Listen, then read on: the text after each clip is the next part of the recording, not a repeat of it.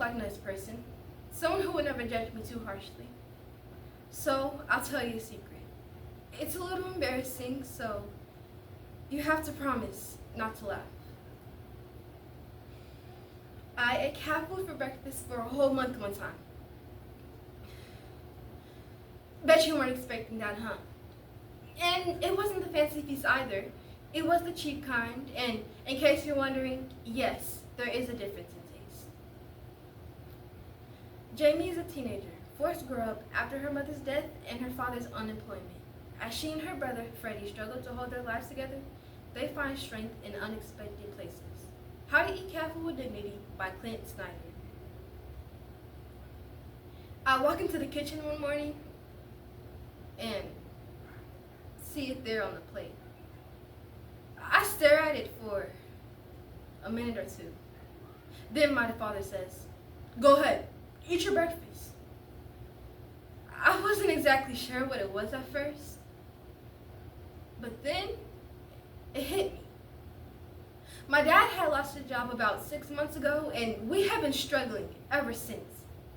Eating ramen, SpaghettiOs, and canned food from the church, but they have been low lately, and the last time we showed up, they didn't have anything for us. We didn't have any family we could rely on, and my mom passed away a few years back. Thankfully, my parents were able to pay off the house before it happened.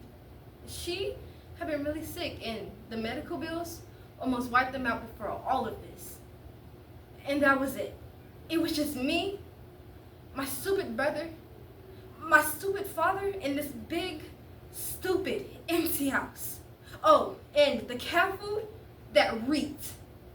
My father must have saw me because he got defensive. He always talks a lot when he gets uncomfortable.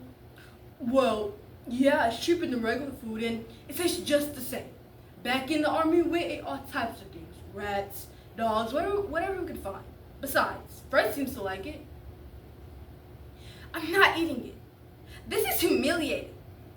If Mom were still here, she wouldn't make us.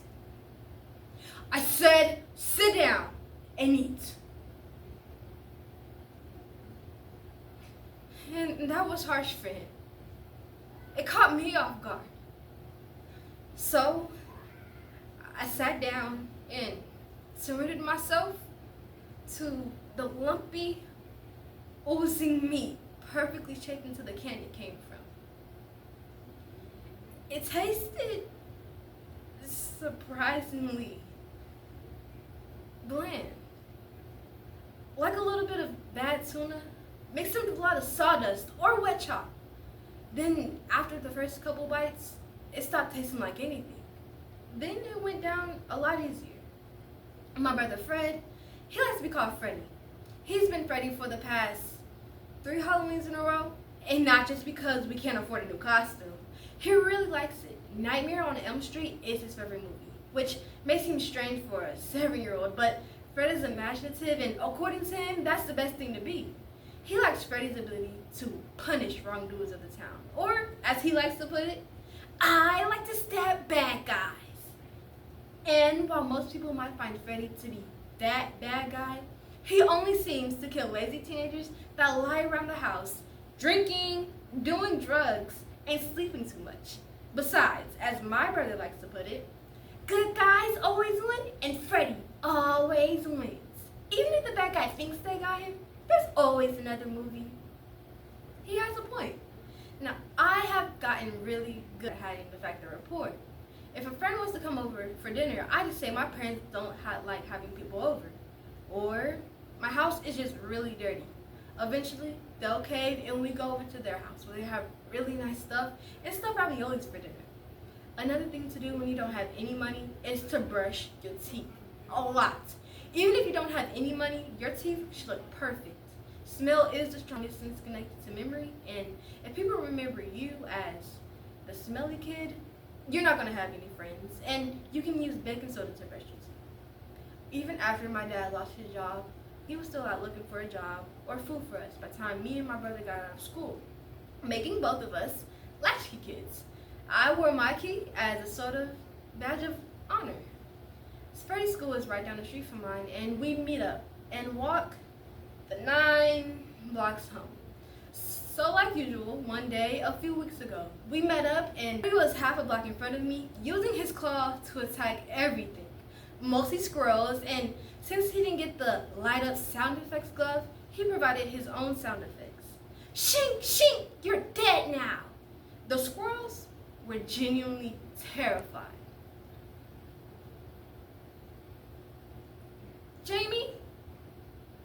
Yeah, Freddie. My stomach hurts. I stopped. I could tell he looked pale. I don't know why I didn't see it before. It hurt all day and I didn't want to say anything because they would take me to the hospital. And Dad says hospitals are expensive. And that's